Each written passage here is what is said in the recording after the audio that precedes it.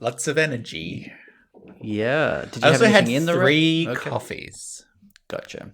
I've got a lovely cold brew here myself. Oh, that looks nice. Did you make that? No, I got it from the shop. Hey, how do you like this? This is not related to this cold brew, but I was at a cafe last week, and I asked them if they had a cold brew, and the guy says, "No, sorry, we're an iced venue." That's okay. How do you like? How is that? No, you're not an iced venue. You're a venue who has that has ice. But what? But I ended up getting a long black. But what does that mean? Well, it means they do an iced coffee, not a cold brew. I don't know why you're so I surprised by this. I did not care. Sorry, for that. Mr. Melbourne over here with his cold brews at every store. The rest of No, us but in the that's- real world live with Ice Coffee Town, in which ice on an espresso shot mixed with milk is the way we like it and the way we want it. You can have it. This cold brew has ice in it as well. I mean, I just did. It was just. What are we doing? Shut up. What do you mean, what are we doing? What are you doing? Well, iced. What are you doing? I don't know what I'm doing. Okay, we got very existential Evidently. very fast again. I have no What am idea I what I'm doing? What am I doing? What am I doing? Who am I? Where am I? What's happening? Yeah. Oh, you look well. You look good. You look happy. You look sort of cash with a shirt on today. I'm impressed. You're so dressed so early. Well, I have actually changed outfits 3 times already, and it's only 11:30 a.m. Because you kept spilling on yourself. No, I want to look nice for you. Is that weird? I don't know. No, that's nice. I don't bother at all. I just wear whatever it is I am. Never have. Never have, never will. Never can be. Okay. Taking it to a different place. Sunday morning. What's up? Sunday morning, rain is falling. Yeah. Is that Maroon Travis? 5, baby. Maroon 5. Remember that? Vaguely, now that you sing it, yeah. I think that's my least favorite song ever. And yet you can actually quote lyrics from it. Is that the reason? Because I hate listen to it quite a lot. Is it a know your enemy kind of situation? Yeah. Like you really, in order to understand why you dislike something, you've got to intimately know it. Like a family member. Like, okay, which family member? Well, I mean, I'm just speaking in generalities here, but, it could be a sibling, could be a parent, maybe a father. Okay. Someone that you know really closely and thus know why exactly they make you so mad. Good point. Great point. And that's why Maroon 5 is now your father. Interesting. Adam Levine, is that right. Maroon 5? Isn't that where's the guy from Workaholics? Adam Devine. Adam Devine. Is, the comedian. And as far as I know, not a rock singer. No. Though incredibly talented. Very charming. Very charming. Always liked him. Gone a bit mainstream though, hasn't he? Welcome to Deep Forward, everybody. This is a podcast in which we really tackle the big questions like, hasn't Adam Devine kind of gone a little bit too mainstream? Sitting through the internet with me this week, my friend Michael. How you doing? High fives for all. Hi. How are you going, everyone? And I'm Nick. Thank you so much for being here. What a lovely day for it. Look, let's not dawdle with intro. I'm not going to lie. We've had a busy couple of weeks. We got shit to get through. Absolutely. So let's not, none of this banter, none of this sort of fun, light frivolity that we normally settled into. This is going to be hard-hitting, journalistic, and incredibly, let me stress this, incredibly dull. Yeah. So buckle up. Fuckheads, because we're here. You don't need to say every word that I'm saying, but I appreciate your support as we get through this intro. I'm just reiterating that we are completely on the same page here. Yeah. Where should we start, Michael? Well, let's start with Facebook. I agree. I think that's a good place to start. Fuck Facebook. Fuck Facebook. Now, a lot of people have probably been wondering where I am, where I have been for the last week. A lot of people. People have been reaching out to me being like, where's Michael at? What's How he do up we to? contact him? Is he alive? Is he alive? Is he I okay? I want to look at like pictures of him in 2013. Is there any way that I yeah. can now do this? Yes. So last Friday, I'll just start. Look, this doesn't need to be a huge story, but But like I I'll just think give you the that nuts and bolts. It's much fucking like Deep crazy. Thought, we take things that shouldn't be huge stories and really stretch it out, really Yeah. milk it. So I'm prepared for at least half an hour on this. Last Friday, come home from drinks with some friends, And what were you and wearing that day? I was wearing pants, shoes, I believe socks, Okay. a shirt, Yeah. Do you tucked remember the humidity into my level? pants. I think it was 24 degrees. It was like pretty nice weather. Right. So you felt comfortable in the pant, the shoes, the socks, the shirt. Well, at a certain point, I did feel a little uncomfortable because I don't know about you, but sometimes when I tuck when I tuck my shirt into my pants to go out, it Oh. does feel a little bit too formal, and I'm like, am I this person? But I think I am this person. This was but I don't know. a tucked short sleeve shirt? Yeah, Interesting. Oh, a t-shirt, not a collared, Yeah. not a buttoned shirt. No. Okay. Okay, well, now I feel like I understand. And so you got home, walk me through this. Take the keys out of the pocket, select presumably from one of a couple, put it into the door frame, twist clockwise? It was so earnest. I wish everyone could just see your face. Was it clockwise? Was it? All right, good bit. So I get home. It's probably like 11 p.m. and I went to open up Messenger to check if my friend got home. Okay, because I'm obviously a great guy.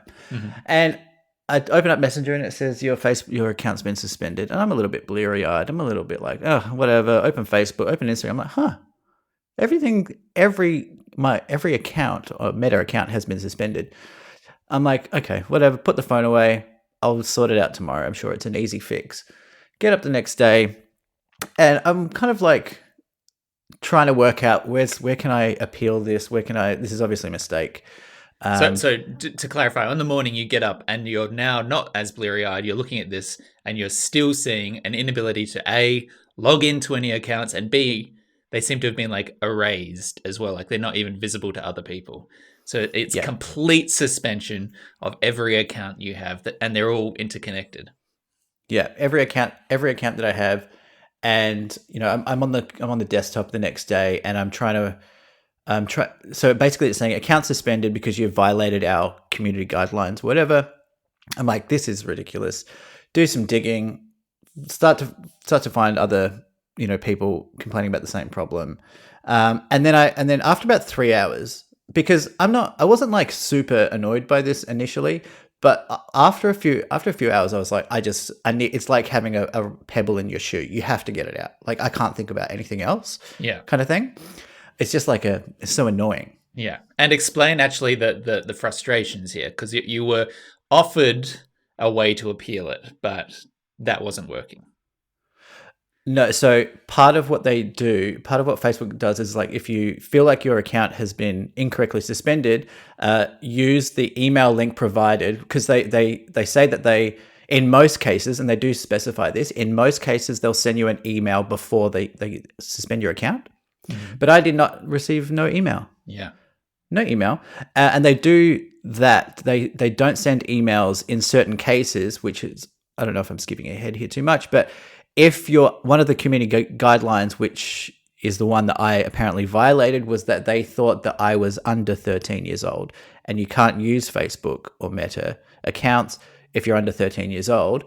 And so they don't send you an email because it's a cut and dry case and they're not even going to hear you. It's not like I posted something that was a little bit controversial and then they were like, maybe we can discuss this. It was like, no, you're under 13. So then, after about 3 hours, I can't work this out, and I call you. And the other thing that I want to touch on here is that they have a link like to a website where it's like, let's go through this process. Click here to start the appeal. And what it actually did was send you in an endless loop. So you'd click on this link and it would say, okay, log in with your account. You'd log in with your account, and then it would say, this account has been suspended. You cannot do the appeal process. and Yeah. then Endless send you loop. back to the home page. And that link was an Oculus link. Yeah. So this is I now have all this stupid information in my head about.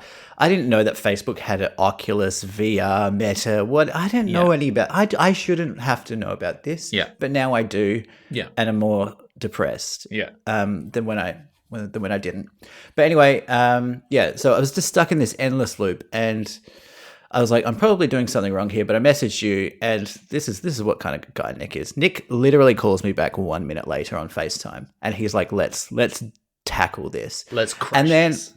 let's fucking crush this. And so we tried to go through some steps, and Lauren and I were going out to get a ring made, so we had an appointment, and I was saying this to Lauren, because I was kind of, my head was half in this and half, trying to get this other thing sorted, and I was out all day. Yeah. And Nick was working on this the entire day, I assume, because you were just troubleshooting the entire day. I felt very uncomfortable because I ended up giving you all of my passwords to everything, or all of my password to everything. Yeah, don't spoil that yet. It did feel a bit weird that I was like, Nick's just in my Gmail. Yeah, I like so one of the processes was, well, I suppose we've skipped over one of the headlines here, which is, we lost the @DeepFort Instagram account because I set it up. DeepFort was set up by Michael as a associated account with an address that Michael was already using for his private stuff, and so it was connected. So even though completely different username and login password for the DeepFort account, because Michael's account went down, DeepFort evaporated. Yeah. DeepFort on Instagram just ceased to exist. So I was trying to log in. Cheers heard around the world. Everyone was celebrating. There was parades in Rio, but I couldn't even log into it on my phone, and it was asking for things like verification codes. So then I was messaging Michael all day, being like, "Okay, I'm about to press this button. Tell me the number that it texts you." It was trying to send like email verification. So I was like, "Okay, can you just give me your email account?" And I logged in as you, and that required other verification. So I was just trying to like remote operate your entire digital persona in order to try and sort this thing out, and couldn't get anywhere. Very invasive. Very invasive. Surgery, I took a lot of screenshots. Surgery. So I have some pretty revealing things to leak should you ever turn on me. Yeah, and by the way, that email thread to your dad that's just a bit, and don't take any of it to heart. I tried not to read that one specifically. I was like, there are some things even for me that I don't want to know about. Okay, good. But I wish you both the best. Yeah. So we hit the same roadblocks, and very validating for me because not as technologically savvy as you are. Yeah. And I wasn't doing anything wrong. No, it was completely Kafkaesque nightmare of just like trying to follow this intensely bureaucratic process with no resolution in sight, no explanation for what had happened, no confirmation emails. Then I was starting to pull on threads. I was like, okay, what's your email address that you signed up for Facebook? I signed into it, and it turned out that it was your cousin Dan's account. Yeah. Because like 13 years ago, you set up his Facebook for him, and he never changed the login email address. So that was very confusing for a minute. Then there was other exciting discoveries, like you reused the exact same terrible password for every account that you own. Everything. Literally everything. And, I would suggest it would not take a computer very long to guess what you had been using. I was like, how has this happened to me? And then you were like, okay, what's your password for this? And I'm like, just the same as above. Hunter 2. And then you're like, what's your password for your Gmail? Same. It's the same thing. It's the same. Nick. Just put the same thing in everywhere. It's not a great mystery how I got. I mean, it is kind of still a mystery because I do have 2-factor verification on all of my stuff. So I don't know. But I know actually from reading up on this further that because however the hackers arranged this, so what they did was they used Oculus, which is this VR brand that Meta owns, and they set up accounts for that using existing Facebook accounts. Yeah. And for whatever reason, that specific vector of setting up an Oculus does not trigger the 2-step verification process. So it just completely never bothered to verify for you. So anyway, you were then completely locked out. And that's a little bit unclear whether it's because they detected weird activity and it was like, shut this shit down, or these people took control of it and then used it for some sort of, I don't know, botnet, or I don't know, some other thing, or simply because they had gone in and changed passwords and changed emails and things, you couldn't ever verify that it was you again. So it was very ambiguous as well what had happened to know this problem. But then as we started digging across that day and across that weekend, we found these threads of thousands of people who'd all basically at the same time, within the space of the last week or so, been caught up in this same headache.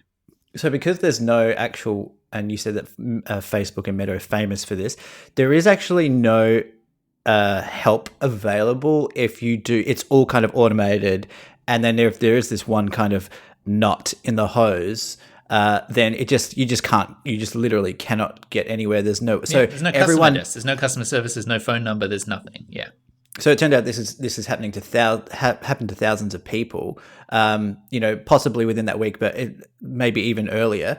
And everyone's just kind of flooding this Meta forum because it's the only way that it's actually getting some sort of response, pathetic as it is anyway, from Meta themselves. So everyone was on here.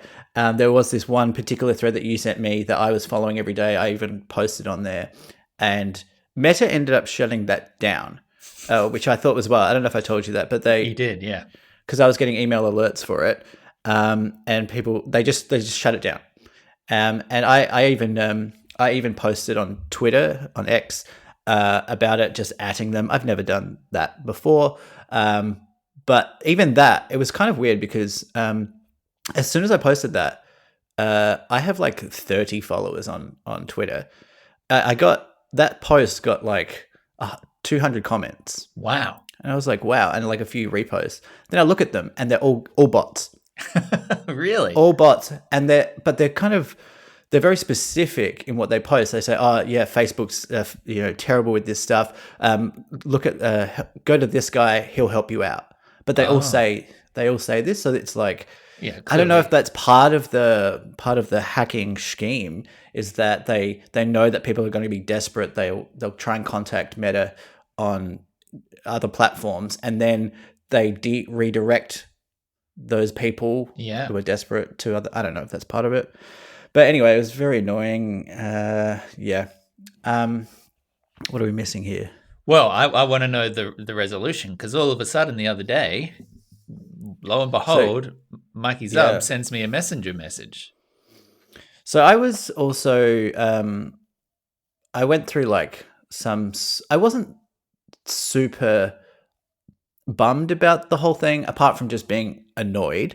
But then it was also like, okay, I don't really need Facebook and Instagram. I don't think I'm going to miss them that much. Like, it is annoying to lose tagged photos or whatever.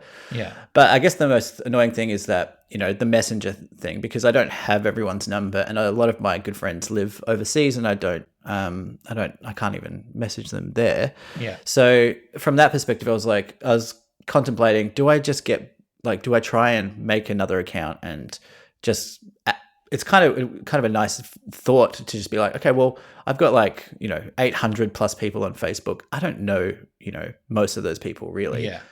I'll just start again and just have 20 friends and live in bliss. In the woods, yeah. Out in the woods. So then last night, I just opened my phone, and it was kind of that muscle memory thing, when you're bored. Yeah. That gap between me, going to my phone and just out of force of habit opening Instagram and then going, oh yeah, that kind of got longer and longer between those times. So I was kind of weaning off. And then I did it again last night, and it said, I got a new screen that I hadn't seen before, and it said, can you verify your details? So I just clicked through. It was the number and change your password, please. And then all of a sudden, I'm back. Wow. And no notification, no explanation, no nothing. Just, oh, you're back. It's wild, eh? Just like after the shutting you down for over a week, just being like, but what if not? But what if actually we fucked up and we didn't communicate it at all, and we worked out that we fucked up somehow, and we've kicked off the botnet or disentangled the Oculus thing or realized that you were who you said you were once you verified, and go at it. Except it's sort of only half there for me. It's still glitchy, yeah. It's glitchy as fuck. I can't receive messages. I can only from individuals, because my family chat. I can post on Messenger and people can reply to me. But on like if you try to text me, it won't work. Yeah. So it says this person is unavailable on Messenger, which is crazy. I mean, now that I'm saying that out loud, I haven't actually Googled that to know whether other people have that, and there might be a solution to it. Maybe there's some weird setting which has deactivated that somewhere that you can turn off and on again or whatever. Well, now at least I can, because I have an active account, I can report a bug at least. Yeah. So. And if you wanted to, you could like go in and like download your photo history and save your messages if that matters to you. You know, like you actually have access now to do things, which is much better than we had. And as I'm sure everyone was wondering, the Deep Fort Instagram account is back in action, baby. Oh, bigger than ever. Bigger than ever. Bigger, well, sort of same as ever. Might have lost a follower or two, yeah. Well, because we didn't post for a week. No so content. that'll be hitting that'll be hitting some of our followers. What can you do? Look, we've always prided ourselves on a quality over quantity process. So maybe the triumphant return of Deep Fort will actually see more engagement. Maybe. It's always great when you have more posts than followers on a on a social media page. Not exactly killing it, are we? All good. And what have we learned from this experience, Michael? You've said actually that you might have found that you were less connected to your social media presence than you expected or than you thought. Do you foresee yourself being less invested going forward? I think it's probably more that this has really left a really sour taste in my mouth with regards to Facebook. Yeah. And I just kind of hate them a little bit now. I'm just like, fuck you, man. Like, you've treated me so poorly. And I think it's more that than, found there's this newfound sense of not being on my phone. Yeah. But I don't know. I'll probably just go back to what I've said before, really. I mean, you're not the only one who's had cause to dislike Facebook. So I'm sure there are plenty others who have also disagreed. In fact, we know other people whose accounts were also hacked who just had to start again or get rid of it. Never was able to re-enter. James Packer deleted. Yeah. Now his name in my list is like a Vietnamese name and sending This is spammy James messages. Packer, our friend, and not the tycoon, Australia tycoon, media tycoon. Well, I don't want to limit his possibilities, let's not rule him out. Yeah, not yet. But yeah, the complete lack of any sort of control over it does make you feel very helpless, doesn't it? It's ridiculous. And we're so dependent on it. That's the annoying thing. It's like, why? Do I really need this? Not really. But you're making me need you. It's like an abusive partner, really. Yeah, I mean, and they're selling your shit for money. So, you're not wrong. Yeah. The other takeaway, Michael, maybe some better passwords, maybe? Don't worry, Nick. Way ahead of you. I've already added an extra digit on my existing passwords. So, to 22. Yeah. So, I think you'll find hackers that you won't be getting into my shit anytime soon.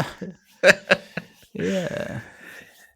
You described it as a bit of a wake-up call, is how I recall you discussing your password hygiene. So I would like to repeat for everyone listening as well. If this sounds like you, if you're the kind of person who's always known, well, yes, they say you should have different passwords for everything, but you still kind of use that same password everywhere, it's not good enough. It isn't. I'm sorry, it's not. Don't be like Michael. Don't be like me, guys. and learn from this and go away. And if you're an Apple user, you've got the iCloud chain. It'll suggest really strong passwords for you. Just use that. Let them have different strong passwords for everything, and your life will be so much easier. Can I say one more thing? I just realized this. I'd love for you to say more on this. That the other annoying thing was that my almost exclusively my communication with my family is done on Facebook through Messenger, and so after 4 or 5 days, I just messaged my mum and just said, "Hey, a text my message, account, you mean? A text message. My account's been suspended incorrectly, and so just message me here if you need me." And she just said, "What did you do?" And I was like, no, I didn't do anything. Yeah. And there was like a little bit of victim blaming going on here from my mummy. What were you wearing? Yeah. And, this was, I said the same thing to Lauren's mum, actually. I was like, oh, yeah, because I texted her as well. And she said, "What did you do?" I'm like, what is this? What is this energy? No. Like, what do they think I'm doing on there? When a man comes to you and tells you that his Facebook account has been suspended, let's keep the energy positive. Let's be sympathetic, let's be supportive. Let's not be judgmental. Just because you might have sent dick pics doesn't mean that we need to leap to this sort of judgmental tone. No. Believe all Michaels. Okay. George Michael? All right. Yeah, George, Michael. Can you think of any that's other? All the Michaels. There's both Michaels. There's you and there's George Michael. Yes. Change your passwords, please. Change it regularly. Make them strong. Use the Apple one. Use the Google one. Use 1Password, LastPass, Bitwarden. They're free options. It'll take you an hour to get it sorted, and then you'll be so much better off. Please do it. Oh, Michael. Any other sort of big life-changing news? Yeah. So I thought I'd take you on this journey. Please. With me. Because you have been on this journey with me. I have. Some would say I was the instigator of the journey. You really kind of were. So I just want to put a disclaimer here. Actually, maybe I'll put a disclaimer at the end.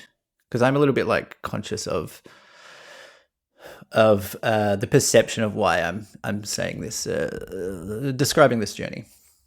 Anyway, let's start. Where should we start? Birth. So my mother and father loved each other very much. I have, for basically my entire life, had some sort of. And listener, you might have picked this up. You might have picked this up, the last 10 minutes, really. Some issues with attention, focus, things of that nature.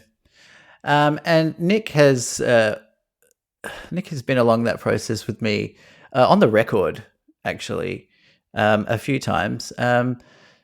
Just blindly giving me, slipping in an ADHD test here and there. Just the once.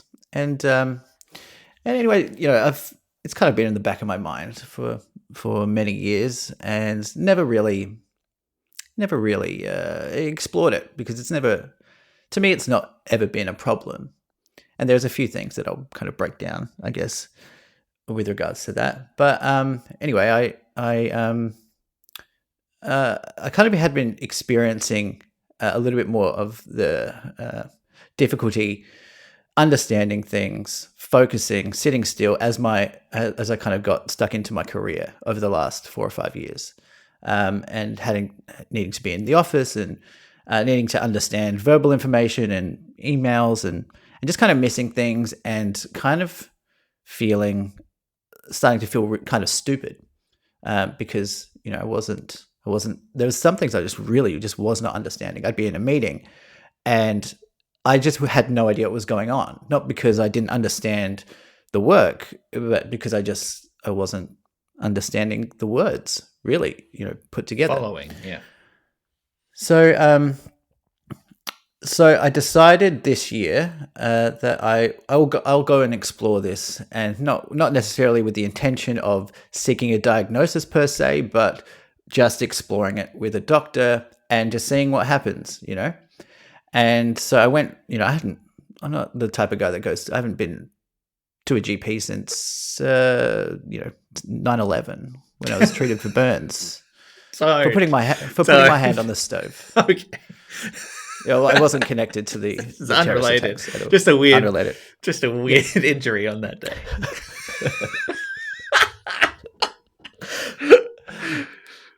So I guess I'll just describe the process because I think it's kind of because I had no idea about how to even go about this really, and a lot of my information was just found online.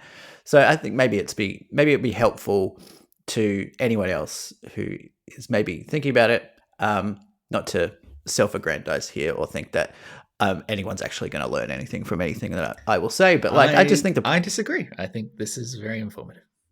I think the process is interesting. So I went to the GP and I said, that I feel like I'm having issues, focusing, sitting still, blah, blah, blah. And he, went through a couple of questions, did a kind of a brief test, said that I ticked a lot of the boxes for this. So he's happy to refer me to a psychiatrist. I actually had to go get like bloods and stuff. We talked about this on a couple of episodes ago when I had to get an ECG and had to shave my chest. Mm-hmm. So that was for this, and that is for the purpose of if they do decide to put you on medication, they just want you to make sure you're healthy and can take it. Mm-hmm. I got referred. I got a referral to a psychiatrist, and. Famously, I'm sure it's the same worldwide and in New Zealand as well, but like waiting times for this, every man and his dog is kind of seeking this diagnosis. So waiting times for this are enormous, typically months. And I was told it won't be until May, basically. But I found this clinic online, and they could fit me in within a month, just by chance. So I had a initial screening interview assessment with a nurse practitioner who's not a psychiatrist, but they just kind of get like a background on your life, and you basically just have to find every example in your life that might apply to this. And I had written notes and all that, and they assess you based on that, and other things like lifestyle factors and choices or whatever. Yeah. So I had that, and then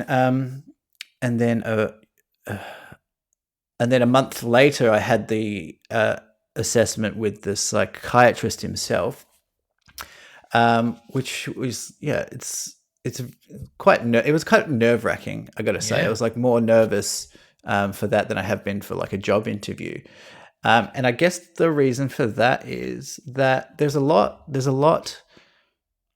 going on emotionally, I think, when you go down this path, or at least it was for me, where there was a bit of fear. First of all, for the psychiatrist appointment, where basically you're going to get told, either you have this disorder or you don't.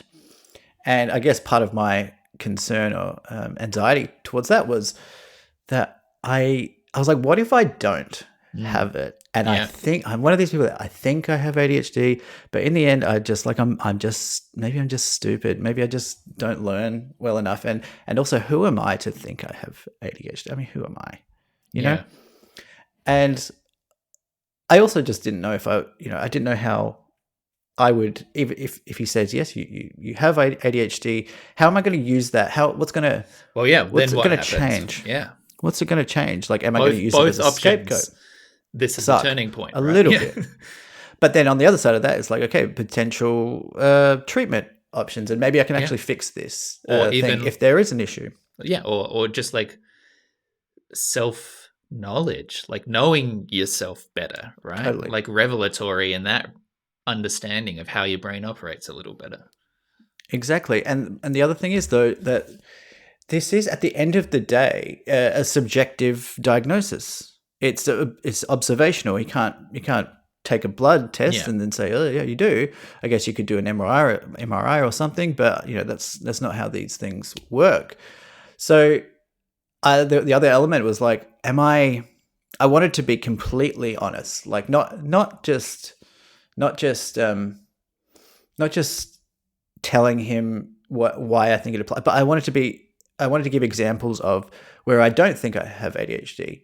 One of the interesting things is that you have to get a family member or a partner or both to do a test for you, like a kind of like the one that you gave me. Does this person, how disorganized are they on a scale of strongly disagree to strongly agree, things like that. 15 questions. Yeah. And I have to do it myself. And I got mum and Lauren to do it, and it was quite interesting because it was like a little bit of a test of how they view you. Yeah. And one of those things, like one of the questions was, feels the need to talk excessively or talk over people. And another one was, has difficulty waiting their turn. Yeah. Now, I really don't think that I do that, but my mum wrote for those, strongly agree. Strongly agree. Can't wait his turn. Always talking over the top of people. I'm like, what? The irony there as I speak on top of you, but I don't know how I would actually answer that, because so after this, we had a little bit of this conversation off pod. I remembered having given you this ADHD test, and I don't even remember at the time what had prompted it, other than I was maybe just like reading something and ended up there, and I was like, oh, this would be a funny thing to do. And so I was listening back to podcasts to try and find that episode. My note-taking of that era was terrible. So I was having to like 1.5x like binge listen to a bunch of stuff to try and find this fucking test that I gave you. Episode 90, if people want to go check it out. But the end result of that was hearing a lot of our early podcasts. One, never listened to a early podcast. Very horrifying in a lot of ways. But two, there was definitely an era in which you were always talking on top of me. And part of that is just we were learning how to be podcasters. Totally. But part of that was, I think, potentially not, as a non-medical person, potentially symptomatic, because you could watch in real time your train of thoughts go off in different directions. But now, obviously, you are so much better than that. And I would say you actually don't talk over people and are very good at like waiting for those gaps and things. So it's interesting to think that might have evolved in that period of time. I've thought about that before, that I think the podcast has definitely helped, has helped with like waiting your turn. So I think the podcast could have definitely affected that particular aspect, or that it's just a skill, really. It's just like listening. Yeah. And waiting for a break. And also, I mean, we're dealing with a slight lag here, I guess, for us, when you put it together, it doesn't sound like it, but you do have to wait your turn, and you have to read visual cues. I have to kind of read the tone of your voice, and if it's looking like it's winding up or whatever. So there's those things. So your mum and Lauren had done this test. Yes. So they and that's essentially just so they can see how other people are viewing you, and how that matches up with your self-awareness, I guess, of this. I went to the appointment. Had the psychiatrist it was all done online, and it was a great chat. I didn't really use my notes. I'd written out 3 or 4 pages of notes, so I didn't miss anything, which you could argue is not very ADHD of me to make notes. But I guess part of this is like, over the course of my life, I think I have mitigating strategies in place. Yeah. And part of that is, even if I have drinks with a friend, I put it in my calendar. I put everything in my calendar. I make a list every day. And I think because my natural state is probably very disorganized, I've become quite organized. Yeah. As a way of trying to really fix that. Yeah. You know. And the other side, of course, is, ADHD is perceived as chaos, but it can also present in certain areas as hyperfixation, right? Like of being incredibly obsessive over a certain thing. And I think you could argue that I'm going to write 4 pages of notes for this medical appointment because then I'll be completely prepared. Could be some sort of presentation of let's fixate on this one issue that I'm really thinking about a lot. Yeah, totally. And when on the hyperfocus thing, I think that was essentially that was one of the biggest reasons why I was like, okay, this thing is something that is me, because when it's not in too many areas of my life, but with music, even with our Christmas songs, like the hyperfocus is, I defy anyone to focus as much as I do, on anything when I'm doing music. And anyway, I had the chat with psychiatrist, and it was great. It was great, and he said that he's very confident that I have moderate to severe ADHD, as he put it, and diagnosed me, and that was interesting. And so I'm on some medication now, on it right now, baby. Oh, and I've been out for a week, and he's like, this plays into this subjective diagnosis, observational, whatever. There is still part of me that questions it. Yeah, and on the first day that I had medication for it, it's a stimulant medication essentially. And I'm not exactly sure what the science is, but they give you an amphetamine basically, and it's meant to, kind of level you out. It's kind of counterintuitive. One of the most famous self-diagnosis things for ADHD is people who I think get speed. And all their friends are bouncing off the wall, and they just feel completely normal. And that when you're like, oh, I just feel like a really sort of focused, normal human being, and all my friends are going fucking insane. That's one of the key indicators that you might have ADHD. Yeah, and I won't comment on. No, I'm not saying that you have any experience with that, but in a hypothetical situation that applies to others, that might be manifest. And not me. Yes. So the first day that I took it, it was pretty remarkable, I would say. Wow. I was at work. I was working from home, but I actually got to about it's just kind of a slow release medication. It's called 5 ants. That kind of, if you're meant to take it in the morning, and it 5 kind of ants. They gave you 5 ants. They gave me 5 ants. Fuck ants, man. It's not ants. Fuck ants. I was going to say something about. Actually, I won't. Never mind. And then I took it at 8 a.m. and then it kind of peaks 4 hours, and I was just I was kind of blown away by the feeling of I don't know. It's noise reduction, really. It felt like, and I got a bit worried because I did think this, what you said about, if your friends who don't have ADHD are taking dexamphetamines or whatever, and they're bouncing off the walls, because I really felt euphoric.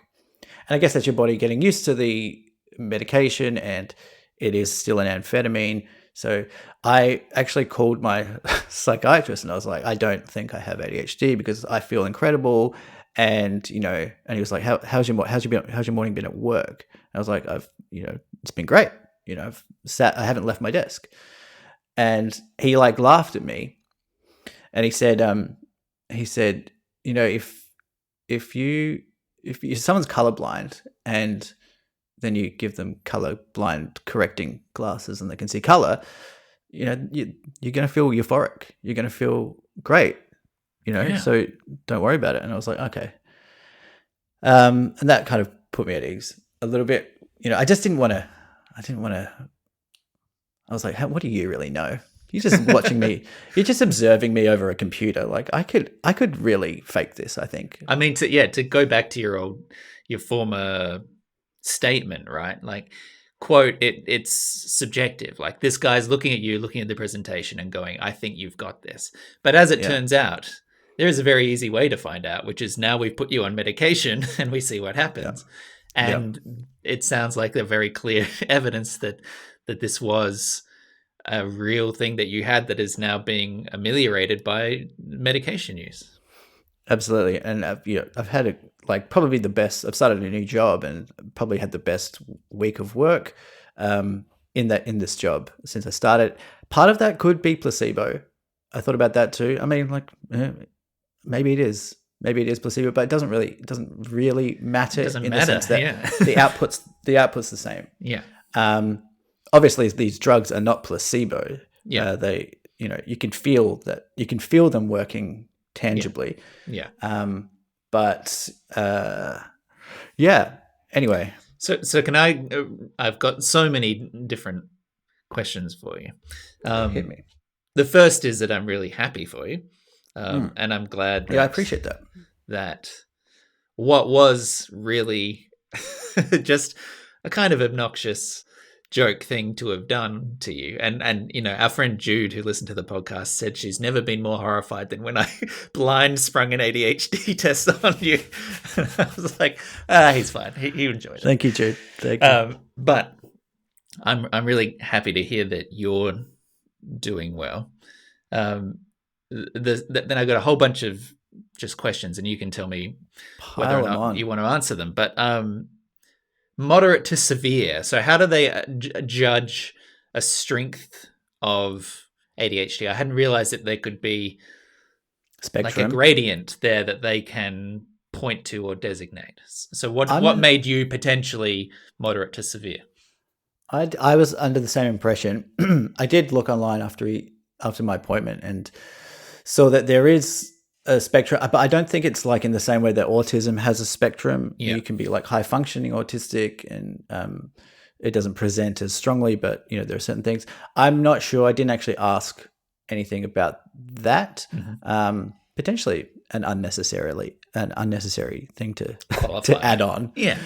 But in a way, is it sort of validating having I guess it is. Yeah. Having a I guess it was. descriptor of intensity like that?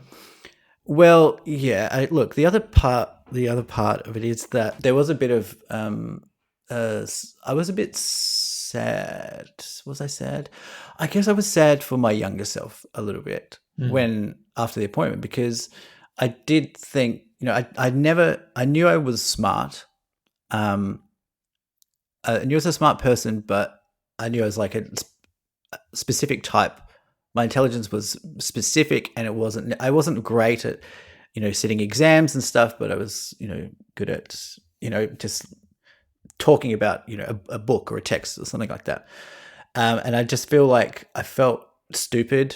And this was the real impetus for me to finally go and seek this out, was that I was just feeling really stupid, and I was really embarrassed.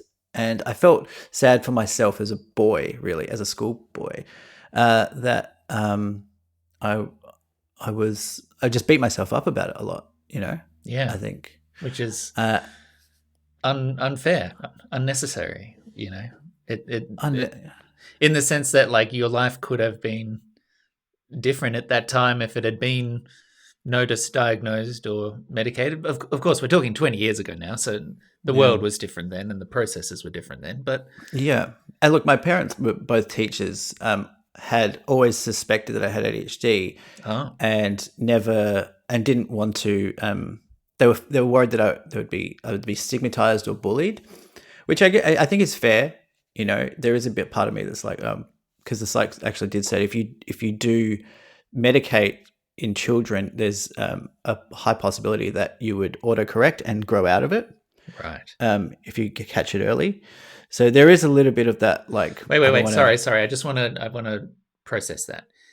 If you give medication to kids who are symptomatic young enough, that minimizes the expression of those ADHD traits in a way that they can then learn to handle. And then if you take them off medication, they may no longer present as ADHD. Is that what you just said? I'm not. I'm not sure exactly, but he just said that if if you were medicated as a child, there's a chance you would have grown out of this. Or he's used the Interesting. word autocorrect. Autocorrect, yeah. Yeah. So Which I don't know. And implies there's the no longer continuing medication. I would that's what I assumed. Yeah. Yeah. Interesting. So, I haven't actually like spoken to my dad about this. I spoke to my mum because I told her I was going through this, and she sent me a really sweet message back. I could tell she was upset, and she said, I'm so sorry. We thought that you we thought you'd get bullied, and that was the wrong choice to make, and we're really really sorry. Oh, wow. Um, it made me cry. Yeah. But yeah, I think look, I don't have it. I don't. I can understand that rationale. Yeah. You're From not holding blame and resentment against them for that. not at all, not at all. And I felt bad that my mum feels that way or felt that way. But yeah, she was obviously just happy that there was some progress being made in some way or another. What else was I going to say, Nick? I mean, I have more questions if you would like, or if there was something on the Yeah. tip of your tongue. Yep. I'll just. Yell out if you remember what you're going to say. Mhm. So in this process, you were starting from the idea of like, okay, I'm feeling stupid at work. I'm feeling like I can't concentrate or whatever. Let's explore this.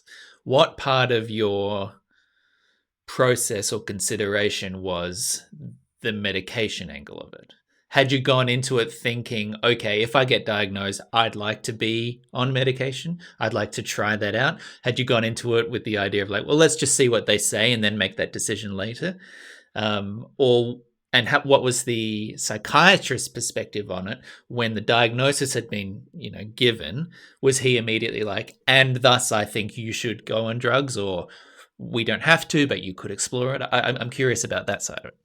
Yeah, I was happy to take that lead, whatever that was. I will say that there's. I did see a psychologist a few years ago when I was going through some relationship issues, and kind of mentioned it to the psychologist, which is very different.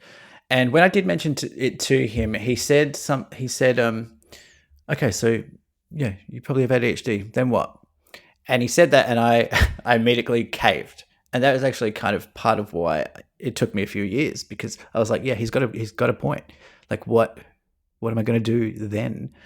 So I just kind of left it there. But So, sorry, do you feel like that was dismissive from him? Like he was like big deal, or was it like, was he trying to tease out whether or not you did want an intervention for that, or was he just like, who cares? yeah, I'm not sure. But in my head at the time, I felt like it was. I think it was. I took it on board. I was like, yeah, I had been thinking that anyway. So it was kind of like, okay, I'm not sure what he was really trying to get at, but the effect was it demotivated me to explore it further. So yeah, my understanding is that medication is the first port of call for treatment for ADHD. So he did explain that up top, and then at the end of our conversation, he said, "These are our options," and basically it was try out this particular drug first, Vyvanse. Yeah. And then it's a bit of trial and error to work out dose and if it's actually working well for you. And he said there's other options, but we'll start here and then we'll work it out over the next few months. And I guess again, I'm just circling here. So you had gone into this process because you were experiencing, symptoms or issues. So you were looking for a treatment effectively. You started the process with looking for a way to make that better, whether or not that was therapy or medication. But you were looking to fix it, and the psychiatrist was like, well, let's start with the drug side of things. Yeah, exactly. Gotcha. And so when he then said, okay, let's put 5 ants in your pants and just see if that gets you to gets you. It's a strange name.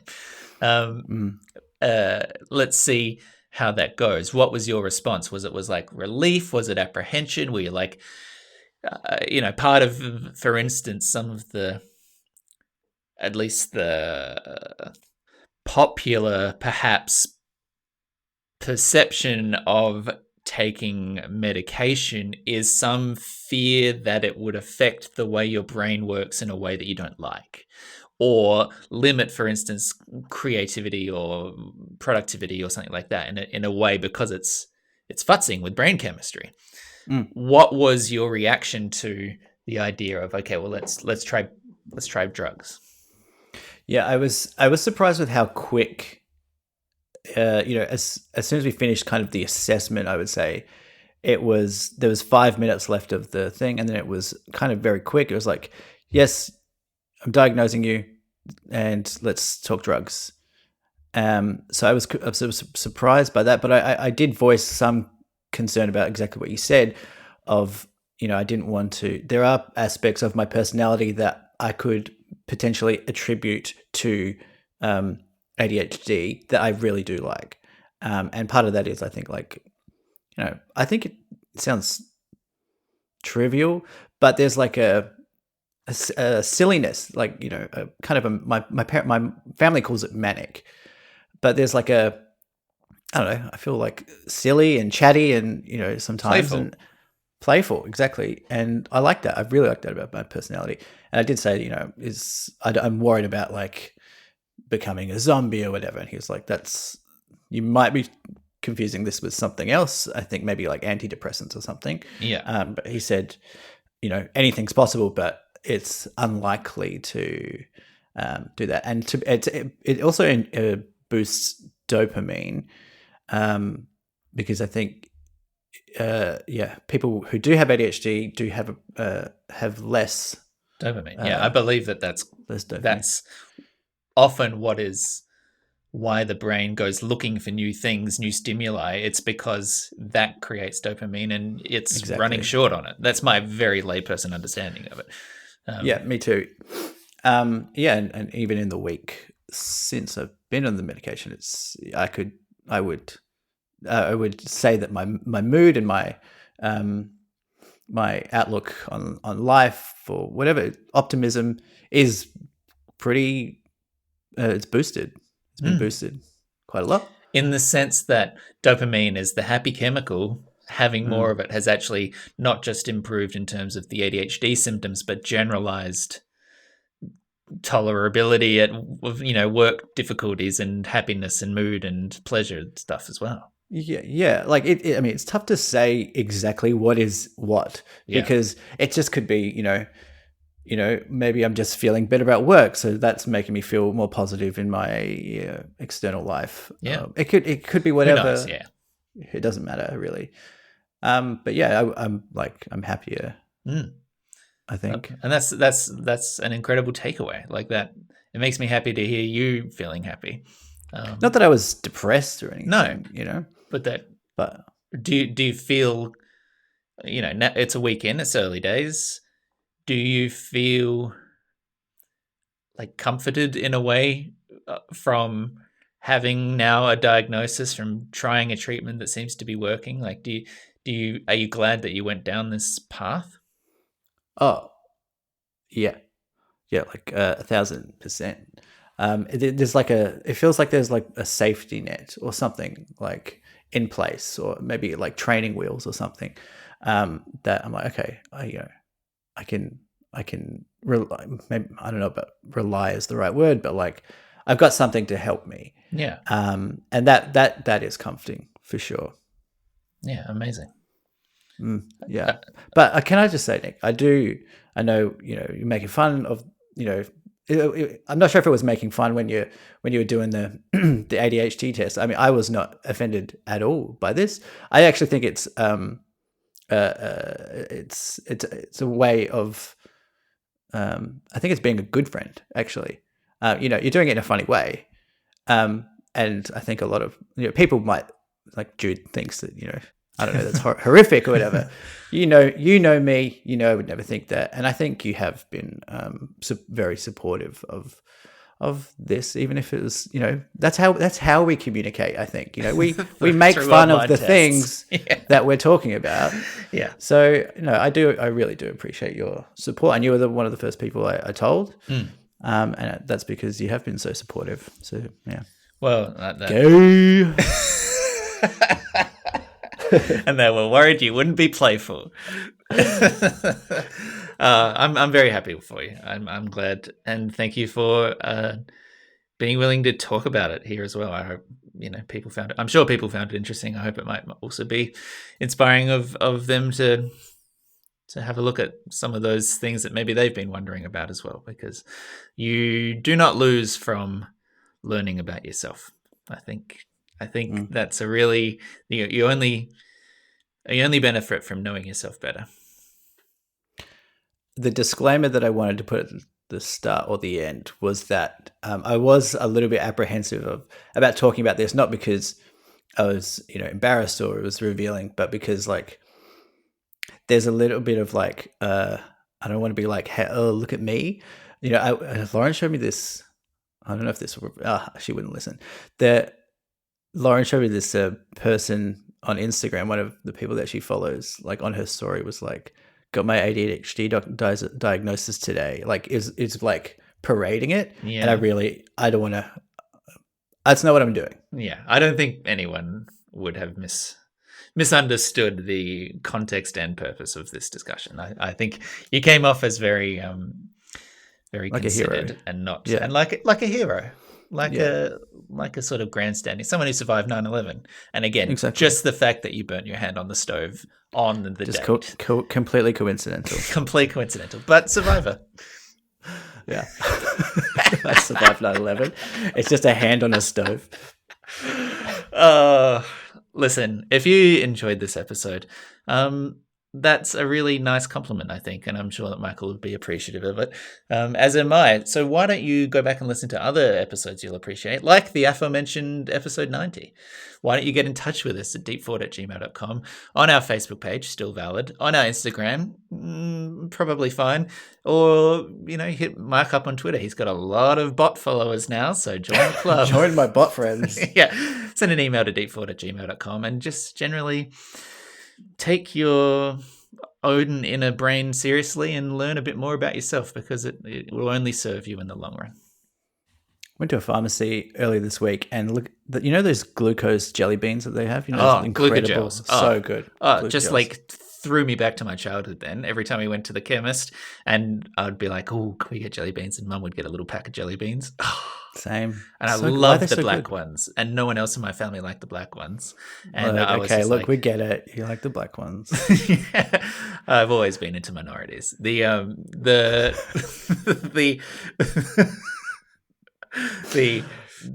little sort of pure glucose hit of like that tiny little bit of joy. Nothing compares. But how about this? At a pharmacy, they had a bowl. Okay. A bowl of glucose jelly beans, and it said, "Help yourself." Loose.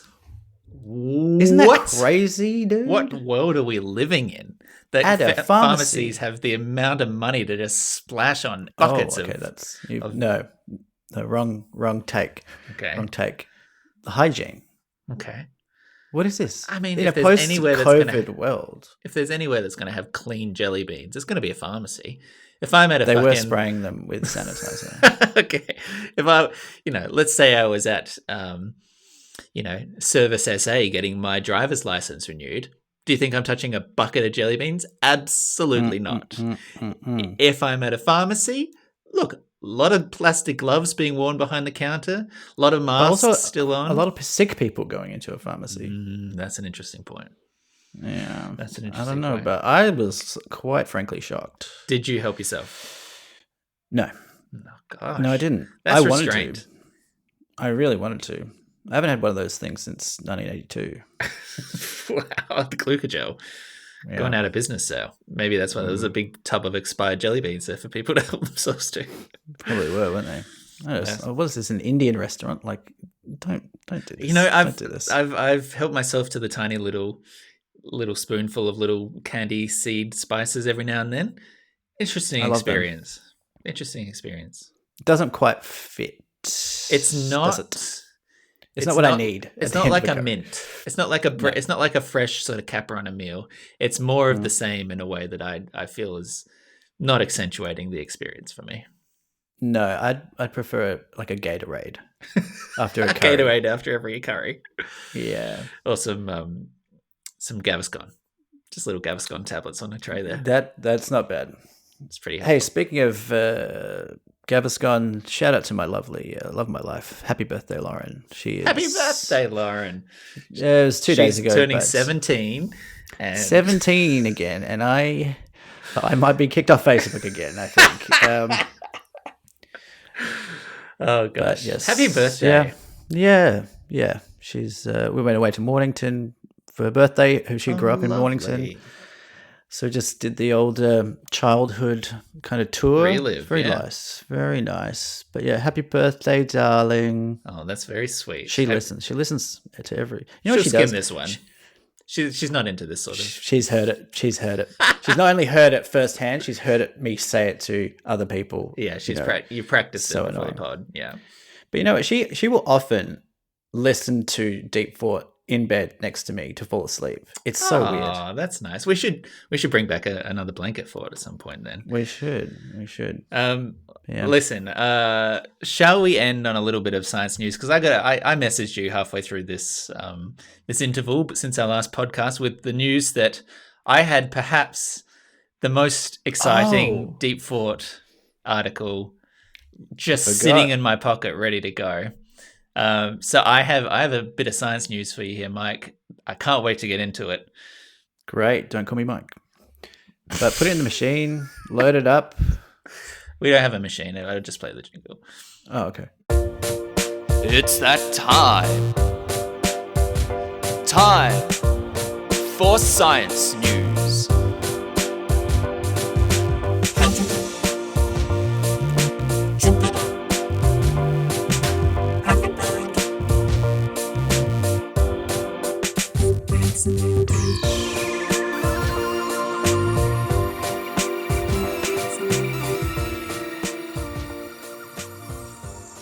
Great vibes in that track.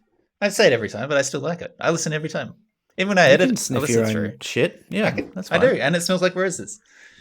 Okay, Michael, I hope that you saw this. I'm just going to read this article, and we'll enjoy ourselves. This is a Newsweek. This is a real publication. You know, respect for the Newsweek brand. And this is the article. I'll read the title now. Published last week. Scientists create lab-grown testicles. What? A pair of tiny artificial testicles have been created in a lab, which scientists hope will provide solutions to male infertility and improve our understanding of testicular development and function. Roughly 1 in 12 men of reproductive age in the United States have experienced problems with infertility, but while male infertility can be easily identified, we know very little about the actual causes behind this. Artificial testicles are a promising model for basic research on testicle development and function, which can be translated into therapeutic applications for disorders of sexual development and infertility. In a recent study published in the International Journal of Biological Scientists, this scientist's lab successfully created tiny artificial organs called organoids, resembling the tubular structures of a natural testicle. Organoids are tiny artificially grown masses of cells that resemble natural organs and offer novel insights into organ development and disease. To create the artificial organ-like structures, Gonen and his colleagues collected and cultured immature testicular cells from newborn mice. The cells were grown in the lab for 9 weeks, which is theoretically long enough for them to complete the process of sperm production and hormone secretion. The team does not yet know if their artificial testicles can produce sperm, but they did notice signs of early sperm cell production. Do mice have testicles? Mice have balls, man. What? Mice has got all of the bits. Well said. While mice can provide a useful model for organ development, Gonen hopes in the future to produce these organoids from human samples. Michael, Yeah. We're growing balls. We're growing balls. Yeah. We're growing our own fake real balls now. Isn't Love it. science miraculous? I'm so here for it. I'd like to see them. I'd like to see an image. I can send the article to Do you. you have an image? I can. Please. Let's. It's not going to be exactly. I'm going to guess you're picturing like a football sack. I am. Yep. It's on not a mouse. It's not going to be that. But Okay. That's okay. If you're listening at home on a podcast player and you check your chapter title and you wondered what that little black and white scriggle was, that's some homegrown testicles for you. Let me look at these little babies. Okay, definitely not what I was expecting. Not what at you're all. expecting. It looks a lot more like a worm, to be honest, like a really microscopic worm. Balls are fascinating. I'll just say agree. that. I Balls agree. are a marvel of the human body. Sitting out there for temperature regulation, and yet so important, so vulnerable. What a sort of perfect encapsulation of the male energy, you know? Yes, precious, fragile. Precious, fragile, strong, vulnerable, you know, virile, and yet susceptible to such easy attack. Yeah, and also tied to like your ego and masculinity. Like Yeah. when your balls are feeling bigger. Yeah. I walk differently. Not just because of how I feel. Yeah. I feel like a man. Yeah, not just for like physical reasons, but yeah, I mean, I think we all as young boys remember feeling self-conscious about our testicle size, measuring it, trying to work out how you compare to others. Yeah, licking up. Yep. It's one of those sort of rituals of puberty, and it never gets discussed. No, I think there should be more ball blabber in the wider community. Is that the name of this new segment? I was trying to alliterate. I know what is that? It's pretty Is that good. alliteration? Yeah, it is. Yeah, Ball blabber. yeah. It feels a bit but weird. yeah, no. Raise awareness for balls and very susceptible to cancer. Yeah, always check for lumps regularly. If you're worried, go see sex health clinic. This is one of the goals here, of course. I skipped the end part of why they're doing this, but development of cancer in pubertal development of cancer in prepubertal boys, followed by chemotherapy and radiation treatments, leads to 1 in 3 boys remaining infertile. With 85% of young cancer patients surviving to adulthood, this poses a major health concern that needs to be addressed. Currently, no treatments are available to restore male fertility in such patients. In this study, we developed testicular organoids from mice, but it's highly possible that similar settings could be applied to generate testicular organoids from boys as well. So maybe some kids that went through chemotherapy one day might be able to have their balls regrown in a lab so they can continue to be fertile into adulthood. I know a friend that has one ball. Is that right? Shout out to actually, maybe we're going to name them. Oops. like he's listening to this episode going, oh yes. Yes. Shout out.